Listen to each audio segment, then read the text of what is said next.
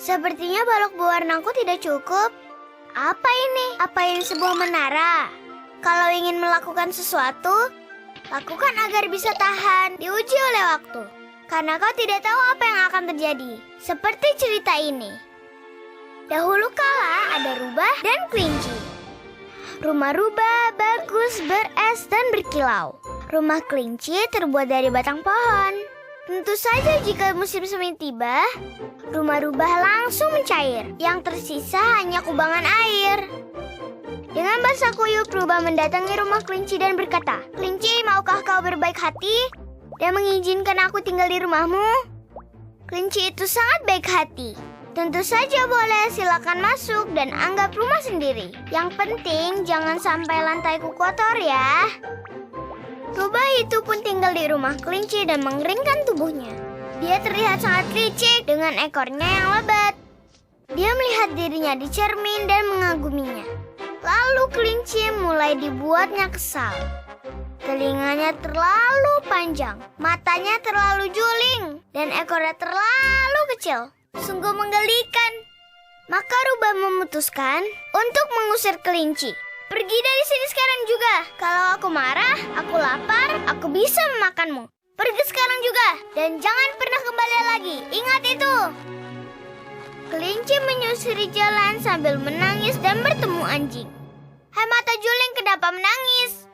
"Begini anjing, aku punya rumah dari batang pohon dan rumah rubah dari es. Ketika musim semi datang, rumah rubah mencair.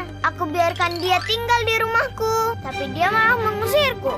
Jangan cemas telinga panjang, aku pasti akan menolongmu. Ayo ekor pendek, kita bereskan rubah itu." Lalu mereka pun sampai. Hei rubah!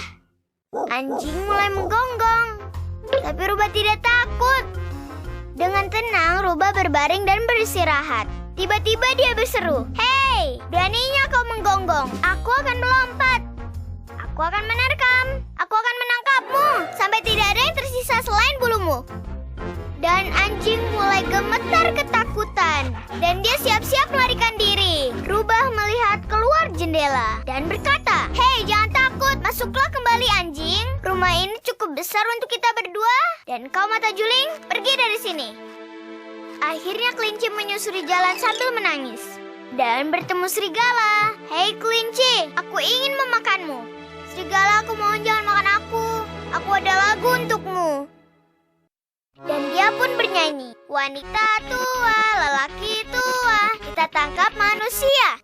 Tidak, kurasa itu bukan lagunya. Oh, seperti ini. Lalu kelinci memberitahunya, "Begini serigala, aku punya rumah dari batang pohon dan rubah dari es. Ketika musim semi datang, rumah rubah mencair. Aku membiarkannya tinggal di rumahku, tapi dia malah mengusirku. Tenang, aku akan menolongmu. Aku akan membereskannya. Ayo kita tangkap dia." Ketika serigala akan mengusir rubah, dia melihat dari jendela dan berkata padanya, "Wah, siapa yang mau tinggal bersama kita lagi? Rumah ini cukup besar untuk bertiga." "Bagus, kenapa kau mengajak kelinci itu? Usir kelinci itu dari sini." Akhirnya kelinci itu berjalan sambil menangis dan bertemu beruang. "Kelinci, kenapa kau menangis?" "Begini ceritanya beruang. Aku punya rumah terbuat dari es dan rumah rubah dari batang pohon." Bukan, terbalik. Sudahlah. Pokoknya rubah mengusirku dari rumahku. "Ayo, tunjukkan padaku." Lalu mereka datang ke rumah kelinci. Di sana penuh dengan macam-macam hewan, seperti kebun binatang. Ada tikus di rumah itu dan katak yang menguak. Rumah itu penuh, bahkan ada banteng juga. Dan ada gajah. Semua macam hewan. Mereka semua tidak muat di sana. Lalu beruang mulai bicara pada mereka. "Wah, rumah kalian bagus sekali. Aku juga mau tinggal di sini." Seperti kapal yang tidak bisa dihentikan.